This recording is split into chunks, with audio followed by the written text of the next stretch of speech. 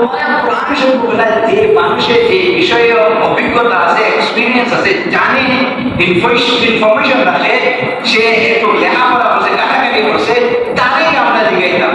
তখন যদি আমরা যে সামনে একজনের জিজ্ঞাইলে একজন ইঞ্জিনিয়ার আছে, এখানে বিল্ডিং বানাইতেছে, যদি কই আমি বেমার, আমার এই রোগ, একটা প্রেসক্রিপশন, একটা ওষুধ দাও, সে দিতে পারবো, লিখে দিতে পারবো? কি কিতাব হইল? আপনারা তো আমার কথা বুঝলে হইল না, আমি বুঝলাম না। একজন বেমার হইলে দেখবা 100 জন ডাক্তার হইলে কি আপনার বাড়ির মাঝে হইল? এরকম আসেনি? বেমার থেকে ডাক্তার বিষয় দেন আসেনি এরকম? খালি বেমার হইলে দেখো না, দেখবেন দুনিয়া আমাদের যাহা ডাক্তার আছে সব এই আপনার বাড়ি বাইকা মারতে আছে, অমুকটা মারতে আছে, তমুকটা মারতে আছে। ডাক্তারের ইনফরমেশন দিবার লাগে বাংলা থেকে আপনার কত কথা হইবা, কিন্তু কইতা না এই আমার ডাক্তার আসলে একজন ভালো অভিজ্ঞ ডাক্তার কাছে আমি এটা করতে কইতা না আইবা আইয়া কইবা আপনি এটা করতে আসলে এরকম ভালো ভালো এরকম ভালো ভালো লান্তার অনেক জিনিস আছে। কিন্তু একজন এক্সপেরিয়েন্স, একজন ভালো অভিজ্ঞ ডাক্তারের কাছে না গেলে আপনি জানবা কি আপনার রোগের এলাজ, রোগের যে ওষুধটা দিত এটা কিটা কোনটা দিত, সে না প্রেসক্রিপশন মতো। এখন যদি একজন আলিম, আমি একজন মুফতি সাহেব বা একজন আলিম সাহেব আমি জিজ্ঞাই আমার এখানে বিল্ডিং বানাই দাও, আমার একটা নকশা করে দরকার, একটা ডায়াগ্রাম বা একটা আর্ট করে দরকার, মুফতি সাহেব বা আলিম সাহেব পারবা? তো আল্লাহ সমান নেই করে আপনি জিজ্ঞাই দেয় ইনফরমেশন আপনার এমন একজন মানুষের হওয়া দরকার যে জানে, অভিজ্ঞতা আছে, যে লেখাপড়া করছে, এই বিষয়ের সম্বন্ধে সে জানে, সে উত্তর দিতে পারবো। এখন যদি আমি আরেকজনের কাছে যাই, সেও শিক্ষিত কিন্তু সেটা ভালো প্রশ্ন উত্তর দিতে পারত না, সেও বলবো আরেকজনের কাছে যাও। যে আমরা যদি দেখেন শুনে ভুল করি তাহলে এটা আমার দোষ না, আমি যার কাছে গেছি তার দোষ। তো এটা আমার ওলামা একরাম মুরব্বিয়ান ইসলাম ছাড়াও আসলে একটু চিন্তা করে ইবাদত করোগা, আল্লাহরে সন্তুষ্ট করার লাগি কিছু করোগা। প্রথমে কইছে যে আল্লাহরে সন্তুষ্ট করার লাগি নবী করিম সাল্লাল্লাহু আলাইহি ওয়াসাল্লামের দ্বীন হইয়াছেন, যেভাবে আমরা শিক্ষা দিয়েছেন, যেভাবে আমরা পাইছি উলামা একরাম, মুফাসসিরিন ইজাম, মুহাদ্দিস বানাদের ভালো ভালো আলিম উলামা যারা যেভাবে আমরা কইবা, যেভাবে আমরা তাফসীর করবা, যেভাবে আমরা জানবো তার কাছ থেকে, এইভাবে নবী করিম সাল্লাল্লাহু আলাইহি ওয়াসাল্লাম ইবাদত করতেন, সেইভাবে আমরা ইবাদত করতে হইব ইনশাআল্লাহ। সেইভাবে যদি আমরা ইবাদত করে তাহলে আমরা সিরাতে মুস্তাকিমের উপরে থাকবো। আর যদি আমরা অন্য জিনিস নিয়ে ওদের কথা দেখা দেখি ইবাদত করি তাহলে আমরা সিরাতে মুস্তাকিমের উপরে থাকতাম না।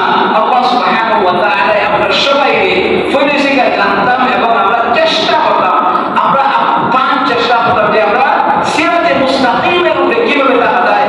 যদি আমি না জানি আমি জিজ্ঞাইমু, আরেকজনে কইমু, আরেকজনে জিজ্ঞাইমু, উলামায়ে কেরামের দ্বারা দেখবো, উলামায়ে কেরামের জিজ্ঞাইমু, জিজ্ঞাইয়া এরপরে নিজেরে বদলানি। এই যে উলামায়ে কেরাম আমি যে একটা প্রশ্ন করছি সেটার উত্তর যেভাবে পাইছি সেইভাবে আমি যেন জানতাম পারি, সেইভাবে আমি চেষ্টা করতাম। আর যদি তাকে জিজ্ঞাইছি বলছেন এমনি শুনছি, একখানে শুনছি, আরেকখানে পারি গেছি, তাহলে এরকম হয় না। দুনিয়া তো এটা আল্লাহ জাহান্নাম থেকে আপনাদের কেউ বাঁচাইতে পারতো না। তাহাজ্জুদের নামাজে যে তানার ফাও ফুল্লা মুতা হয়ে যেত, আল্লাহ কি করছিল? আল্লাহ তো তোমার আগে পিছে যা গুনাহ আছে সব মাফ। এরকম যদি আমরা একটি ক্লিয়ারেশন দিন আল্লাহ কইয়া দেন তাহলে আমাদের সব চালাইয়া জাহান্নামে যেতে পারবো না, আমাদের সব আগুনের মাঝে ফেলাইতে পারবো না।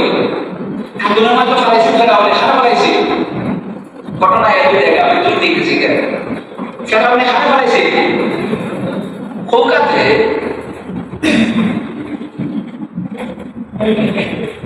আগুনের মাঝে ফেরাউনে সবে ফেলাইছি খারাপ ফেলাইছে। ইব্রাহিম আলাইহিস সালাম নাকি যায় ফালাইছে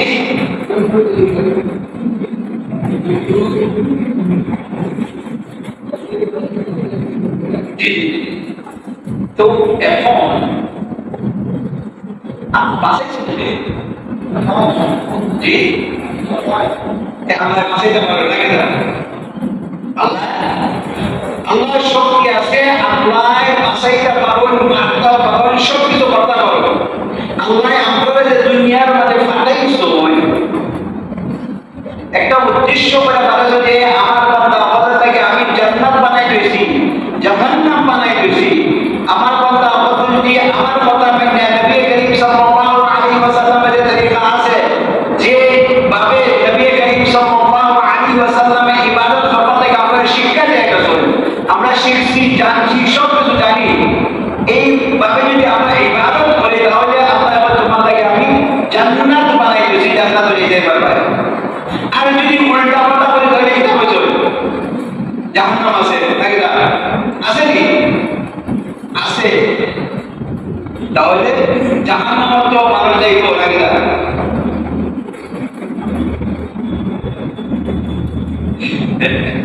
জাহান্নাম মানুষ যাইব, কিন্তু জাহান্নাম একবারে নিচে থাকবে না। জাহান্নামের একবারে নিচে থাকবে খারাপ।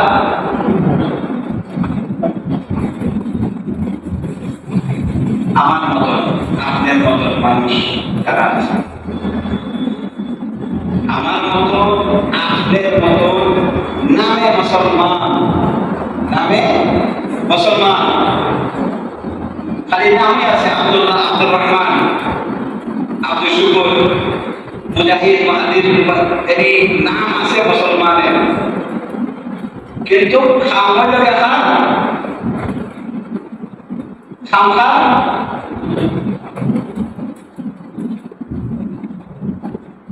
আমারে আপনারে আল্লাহ এত সুন্দর করে বানিয়েছেন, এত সুন্দর করে সময় সময় আল্লাহ পয়দা করবে, এই সময় আয়াতগুলা সুবহানাল্লাহ পড়লে পরে যদি আপনারা উলামায়ে কেরাম কাছে শুনবার তাফসীর শুনে যদি এত সুন্দর শব্দগুলা ওয়ার্ডগুলা ব্যবহার করছে, সুবহানাল্লাহ, একটু দিলে সুবহানাল্লাহ, এত সুন্দর শব্দ আপনারা যে সময় পয়দা করুন আল্লাহ সুবহানাহু ওয়া তাআলা কিভাবে প্রত্যেকে কিভাবে আস্তে আস্তে আস্তে আস্তে আড্ডি, এরপরে আড্ডির উপরে মাংস, এরপরে রক্ত, মগজ, গুদা ভিতরে যা আছে, এরপরে হইলে আহসান, এই সুন্দর, এত সুন্দর একটা মন্ত্র পয়দা করছে যে আর এটার উপরে আর কোনো শব্দ বইতেই পারে না। আল্লাহ সুবহানাহু ওয়া তাআলা এই শব্দ আপনার আমাদের পয়দা করা সবাই কইসই আস্তে আস্তে আস্তে আস্তে কিভাবে আল্লাহ পয়দা করছে, এই পয়দা করার মধ্যে যে আল্লাহ সুবহানাহু ওয়া তাআলা কোরআন শরীফ এত সুন্দর সুন্দর শব্দ হইয়া আপনাদের আমাদের এই কনফার্ট করছেন, আপনারা আমার সুন্দর করে বানাইয়া দুনিয়ার মধ্যে দিছেন, এই আল্লাহর ইবাদতকে আমি না করে করিলে আমার বন্ধুরে আমার কইছি আমি গুনাহগার হইব। আমাদের এত সুন্দর সুন্দর জিনিস দিছেন, মা বাবা দিছেন, দাদা দাদি দিছেন, এরপরে আমারে দিছেন, এত সুন্দর করে আমার সব কিছু দিছেন, আল্লাহ থেকে একবারে পাওয়া করিয়া পর্যন্ত এত জিনিস দিয়া আপনারে আমারে দুনিয়ার নরনারীরা পয়দা করছেন, আমরা এগুলা কল্পনাও করতে পারতাম না। যদি আমাদের রক্তর মধ্যে একটু ভিন্ন পরিমাণ কিছুটা নষ্ট করে দেয়, আমাদের পুরা শরীরটা শেষ। যদি আমাদের ব্রেইন, আমাদের মগজ একটু ব্লাড ক্লট হয়ে যায়, একটু রক্ত জমে দেখা, তাহলে আমাদের পুরা শরীর শেষ।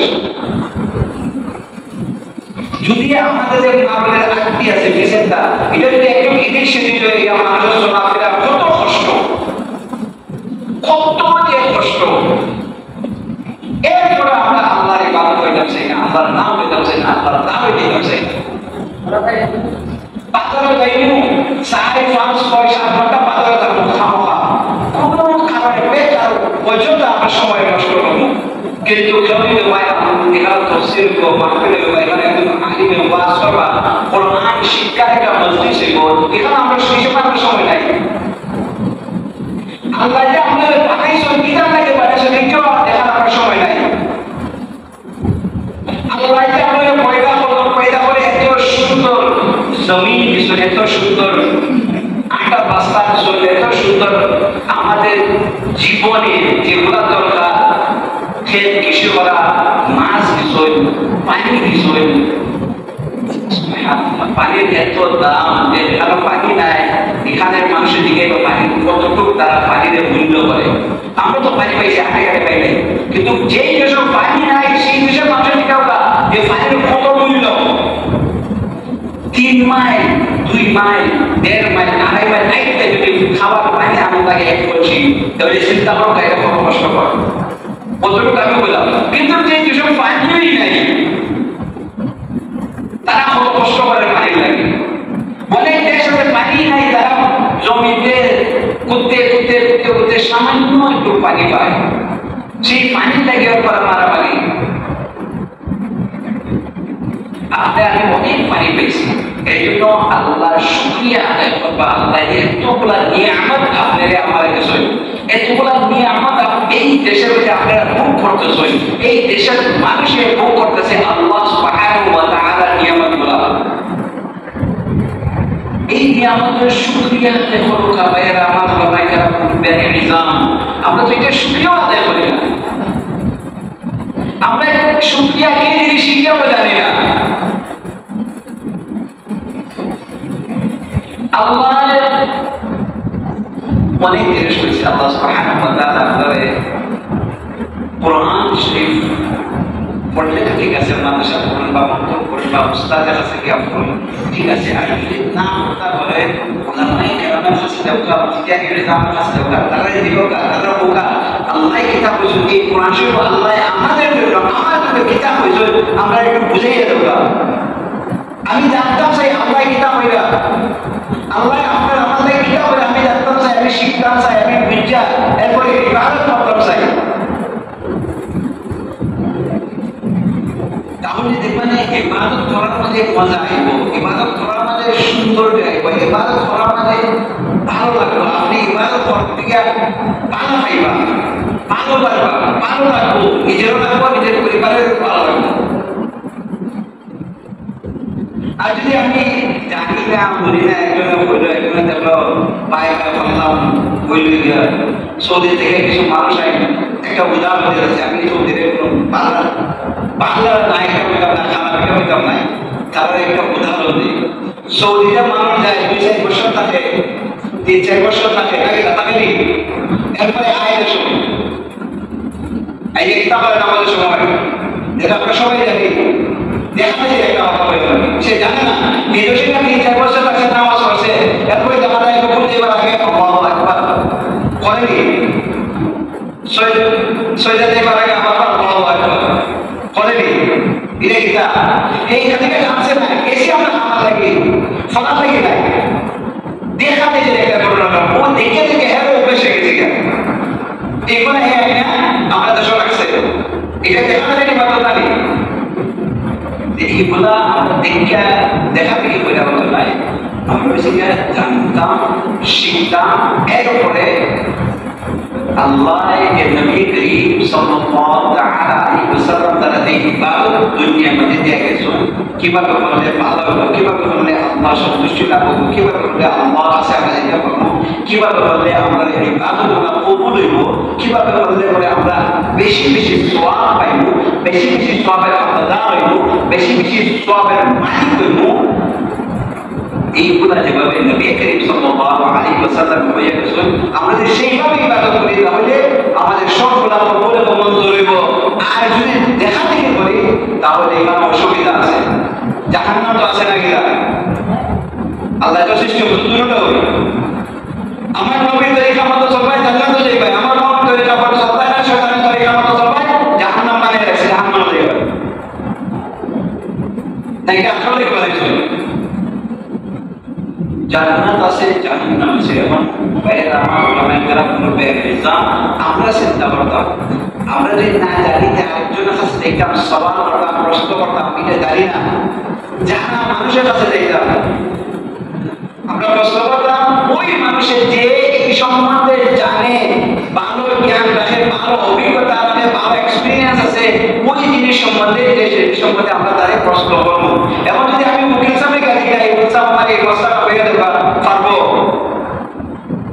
অনেক ডাক্তার সামনে হয়ে গেছে স্যার আমি 5টা হাত নামাজ পড়ে দিয়েছি এখন কিতাব বলার হয়ে দেবা ডাক্তার সামনে আপনি বলতে পারবেন তো এর থেকে আল্লাহ কোরআন শরীফ বলে যে মানুষের এই বিষয়ে অভিজ্ঞতা আছে এক্সপেরিয়েন্স আছে জানে ইনফরমেশন রাখে সে একটু লেখাপড়া করছে কাটাকাটি করছে তাকে আমরা জিজ্ঞাসা তখন যদি আমরা যে সামনে একজন জিজ্ঞাসা একজন ইঞ্জিনিয়ার আছে এখানে বিল্ডিং বানাইতেছে হেঁটে ওই আমি আমার এই রোগ একটা প্রেসক্রিপশন একটা ওষুধ দাও সে দিতে পারবো লিখে দিতে পারবো কি কিতাব হইল আপনারা তো আমার কথা বুঝলো হইল না আমি বুঝলাম না একজন বেমার হইলে দেখবা 100 জন ডাক্তার বেরিয়ে গেলে আপনার বাড়ির মাঝে হইল এরকম আসেনি বেমার থেকে ডাক্তার বেশি হয়ে যায় আসেনি এরকম খালি বেমার হইলে দেখবেন তুমি আমাদের ধ্যান ডাক্তার আছে সবাই আপনার বাড়ি বাইরে ডাক্তার আছে অমুকটা ডাক্তার আছে তমুকটা ডাক্তার আছে ডাক্তারের ডাক্তারের ইনফরমেশন দিবার লাগে বাংলা ভাষা থেকে আপনার কত কথা কইবা কিন্তু কইবা না এই আমার ডাক্তার আসলে একজন ভালো অভিজ্ঞ ডাক্তার কাছে আমি এটা বলতে কইতা না আইবা আইয়া কইবা আপনি এটা কথা আছে এরকম বলা এরকম বলা করে লান্না বলি জিনিস কিন্তু একজন এক্সপেরিয়েন্স একজন ভালো অভিজ্ঞ ডাক্তারের কাছে না গেলে আপনি জানবা কি আপনার রোগের একাজ রোগে যে ওষুধটা দিত এটা কোনটা দিত সে না প্রেসক্রিপশন মতো এখন যদি একজন আলিম আমি একজন মুফতি সাহেব বা একজন আলিম সাহেব আমি জিগাই আমার এখানে বিল্ডিং বানাইতাম আমার একটা নকশা করে দরকার একটা ডায়াগ্রাম বা একটা আর্ট করে দরকার মুফতি সাহেব বা আলিম সাহেব পারবা তো আল্লাহ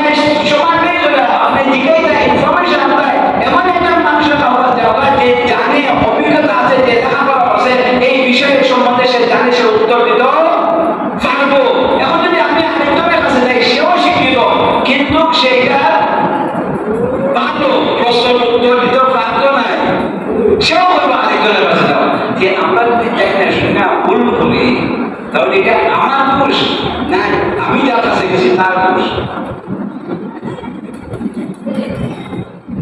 So, ভাই আমার উলামায়ে কেরাম মুরব্বিয়ান ইসলাম ছাড়াও আসলে একটু চিন্তা করে ইবাদত করুকা আল্লাহকে সন্তুষ্ট করার লাগি কিছু করুকা এর প্রথমই কথা কইছে যে আল্লাহকে সন্তুষ্ট করার লাগি নবী করিম সাল্লাল্লাহু আলাইহি ওয়াসাল্লামের দ্বীন হইয়াছেন যেভাবে আমরা শিক্ষা পেয়েছি যেভাবে আমরা পাইছি উলামায়ে কেরাম মুফাসসিরিন ইসলাম মুহাদ্দিস বানাদের ভালো ভালো আলিম উলামা যারা যেভাবে আমরা কইবা যেভাবে আমরা তাফসীর করবা যেভাবে আমরা জানবো তার কাছ থেকে এইভাবে নবী করিম সাল্লাল্লাহু আলাইহি ওয়াসাল্লাম ইবাদত করতেন সেইভাবে আমরা ইবাদত করতে হইব ইনশাআল্লাহ সেইভাবে আমরা ইবাদত করে তাহলে আমরা সিরাতে মুস্তাকিমের উপরে থাকবো আর যদি আমরা অন্য জিনিস নিয়ে ওদের কথা দেখা দেখি ইবাদত করি তাহলে আমরা সিরাতে মুস্তাকিমের উপরে থাকতাম না আল্লাহ সুবহানাহু ওয়া তাআলা আমরা সবাইকে ফয়সালা জানতাম এবং আমরা চেষ্টা করতাম আমরা আপ্রাণ চেষ্টা করতাম যে আমরা সিরাতে মুস্তাকিমের উপরে কিভাবে থাকা যায়